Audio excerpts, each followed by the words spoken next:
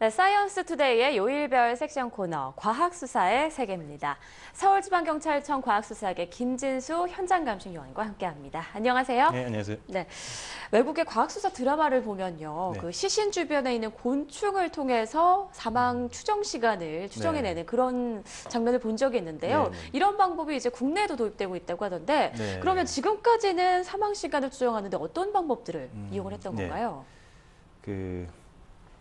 사망 시간을 추정하기 위해서 사용되는 방법들은 이제 좀 중요한 것 세 가지 정도로 나눌 수 있는데요. 네. 이제 시체 현상을 통한 추정, 그다음에 체온 하강을 통한 추정, 그리고 주변 상황을 통한 추정, 이렇게 크게 세 개로 나눌 수가 있습니다. 네. 그동안 현장에서 가장 보편적으로 사용되던 방법은 그 시체 현상을 통한 그 사망 시간 추정이었습니다. 사람이 사망을 하게 되면 48시간 이내에는 보통 이제 물리적인 변화, 여기에 일어나고요. 그 후부터는 주로 화학적인 변화가 일어납니다. 물리적 변화에는 체온 하강, 시체 굳음, 그다음에 시체 얼룩, 건조 등이 있고요. 화학적 변화에는 부패나 미라화, 실압화, 백골화 등이 있습니다. 이러한 시체 현상을 통해서 이제 사망 시간을 추정하는 겁니다. 네. 이렇게 시체 현상을 통해서 사망 시간을 추정하기 위해서는 가능한 그 시체와 관련된 많은 정보를 수집해서 분석해야 효과적입니다.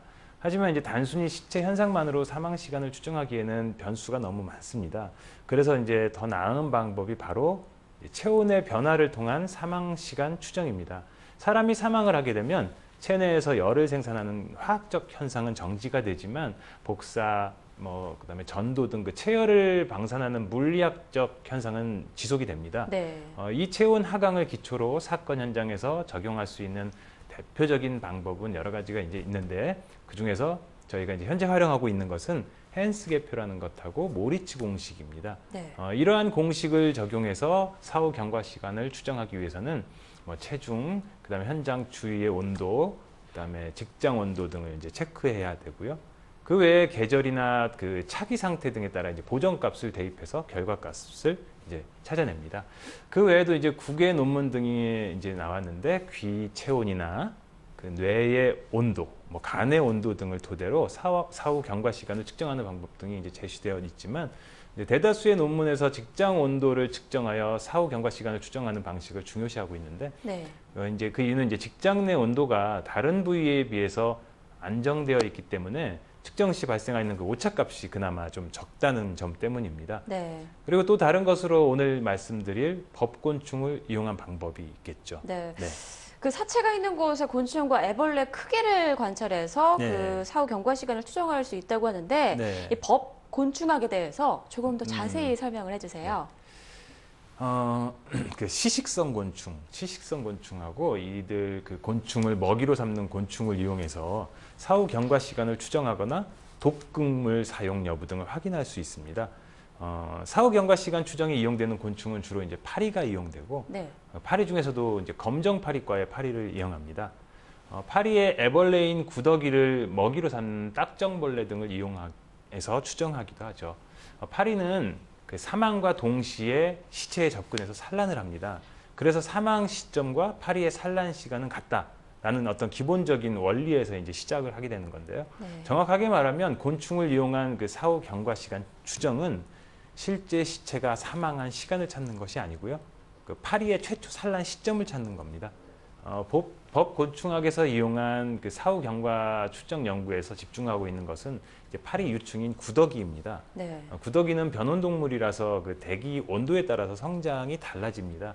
만약 시체를 섭식하고 있는 구더기가 발견된 현장이라면 구더기의 종, 그다음에 발육 상태, 즉 나이를 확인하고 현장 온도를 이제 통계적 프로그램을 이용해서 산출한 다음에 그 온도에서 구더기 알이었던 시점까지를 이제 역추적하는 방법을 이용합니다. 네. 좀 그냥 쉽게 말씀을 드리면, 우리가 이제 현재 나이를 알면 태어난 연도를 알 수 있는 것하고 같은 원리라고 네. 보면 됩니다. 정말 매 시간 느끼는 거지만 과학 현상과 수사는 정말 밀접한 관련이 네, 있는 것 그렇죠. 같네요. 예. 그리고 또 우리나라가 이 곤충을 이용한 감식 방법이 이제 막 시작되고 네. 있는 단계로 알고 있는데, 네. 실제 현장에 좀 활발히 쓰이기 위해서는 어느 정도의 시간이 걸릴 거라고 보시나요? 이제 우리나라에서 그 2009년부터 우리 경찰 과학수사에서 이제 많은 관심을 가지고 돼지나 토끼 등을 이제 동물 등을 이용해서 이제 실험하고 있고 몇 가지 사건에서 곤충을 이용해서 사후 경과 시간을 추정하고 보고서를 작성해서 검찰에 제출하는 등 그 실제 사건에 적용을 하고는 있습니다.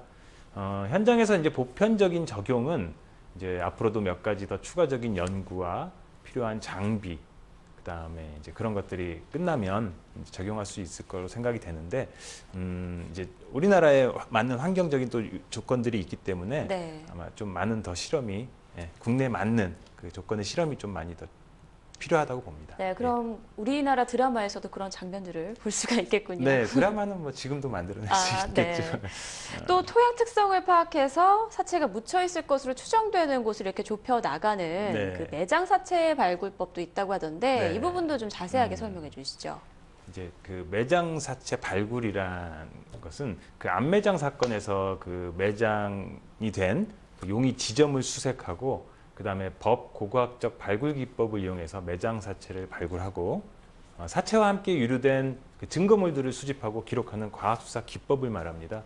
거의 대부분 매장은 범행을 은폐를 하기 위한 목적으로 하기 때문에 그 시체가 매장된 현장은 뭐 살인사건과 같은 강력사건이 대부분입니다. 네. 그래서 그 발굴은 단순히 그냥 시체를 찾는 행위로만 생각을 해서는 안 되고요.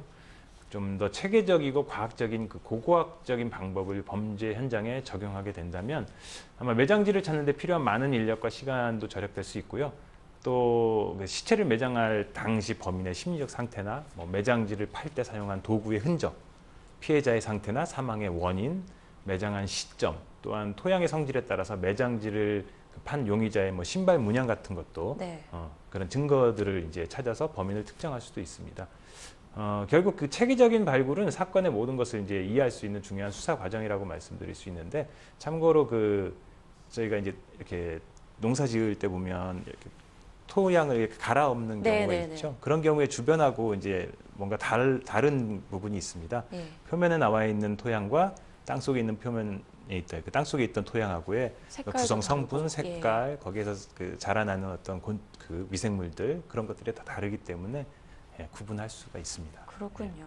또 문화재를 발굴할 때 사용하는 고고학적 발굴 기법도 현장에서 사용된다고 하는데 네. 이건 어떤 건가요? 그러니까 아까하고 같이 연결된 건데, 그 고고학이란 거는 이제 영어의 아치올러지 그 단어의 그 번역어입니다. 네. 그 뜻은 이제 고대, 즉 그 과거의 물건에 대한 담론 뭐 정도로 해석되어질 수 있습니다.